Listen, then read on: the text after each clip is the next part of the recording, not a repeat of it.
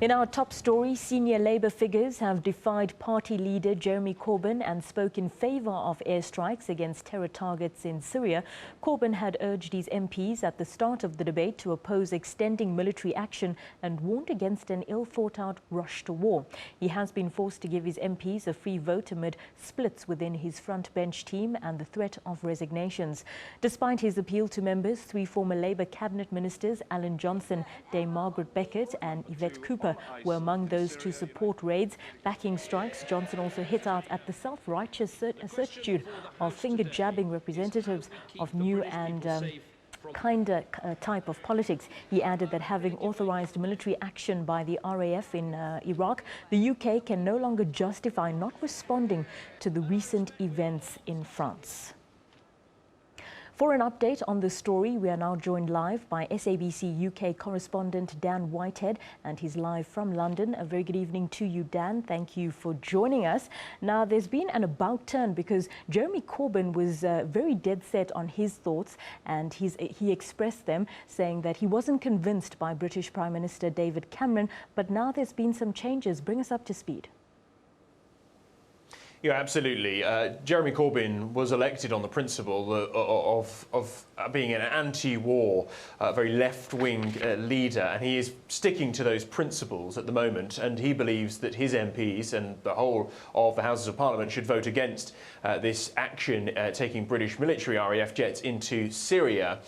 He has chosen, though, after lots of pressure, not to give what is called a whip to the MPs, basically to ensure that his Labour MPs vote the way that he believes. Instead, as you said, he has given them a free vote, and I think that was simply coming down to pressure from his own party and his own MPs, that so many of them, including front benchers, may well have resigned if they could not vote the way that they wanted to. It's unclear exactly how many of Jeremy Corbyn's own party will vote how he wants to, or will actually vote with the government and back this military action. The rough estimates at the minute that out of 640 British MPs will be voting tonight, around 110 of those are expected to vote against. Now, if that is correct, there are around 80 or so undecided, and the rest who are going to vote in favour of expanding British military action. If those figures are roughly right, then David Cameron, the Prime Minister, will have the majority, and British airstrikes could expand from Iraq, where they're currently taking place, into Syria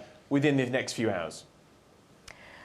So the Prime Minister, David Cameron, he used very strong language today to try to garner support for these proposed strikes. Why is the Prime Minister pushing so hard to have British warplanes over Syria?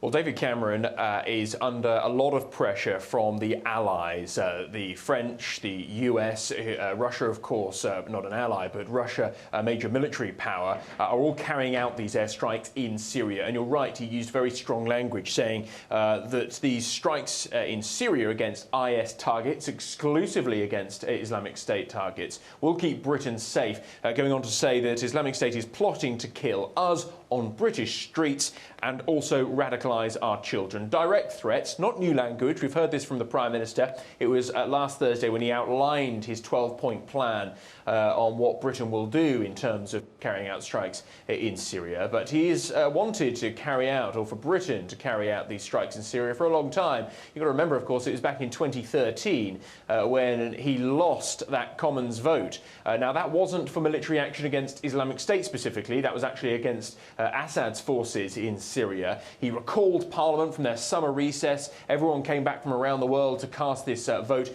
He was confident he'd win, and he lost. That was an embarrassment for David Cameron, and he has said that he would not call this vote unless he was certain that he could get a Commons majority and that military action would be certain.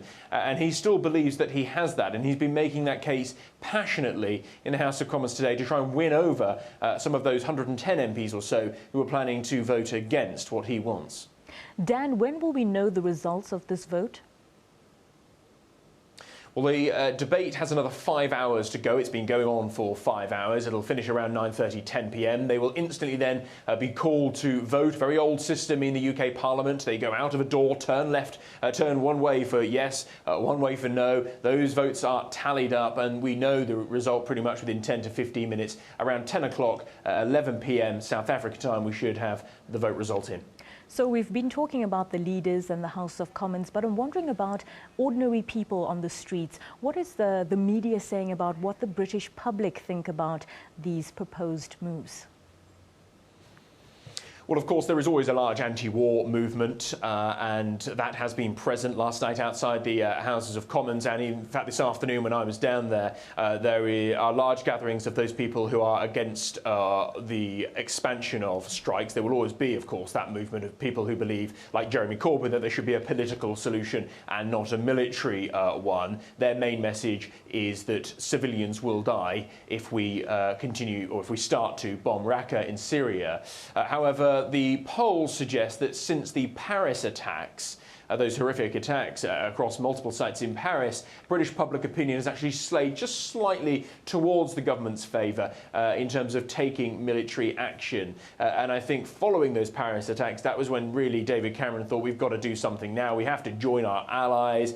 He wanted to stand by François Hollande, the French president, and say that we will join you in these strikes. He believes genuinely that it is the right thing to do. The big question from the opposition members and for those who sympathise with Jeremy Corbyn and the Labour Party, who say, well, actually, by bombing Syria, by bombing the headquarters of Islamic State, will that make us safer on the streets in Britain or not? There are many people who will say it could increase the chances of attacks on the streets of the UK. That was SABC UK correspondent Dan Whitehead in London. A British man accused of helping plan attacks in the Kenyan port city of Mombasa has been sentenced to 9 years in jail. He also tried to obtain a fake passport. Jermaine Grant from East London still faces terrorism-related charges. Prosecutors say Grant has ties to Somali rebels Al-Shabaab. Grant was arrested in 2011 at an apartment in Mombasa and was found with bomb-making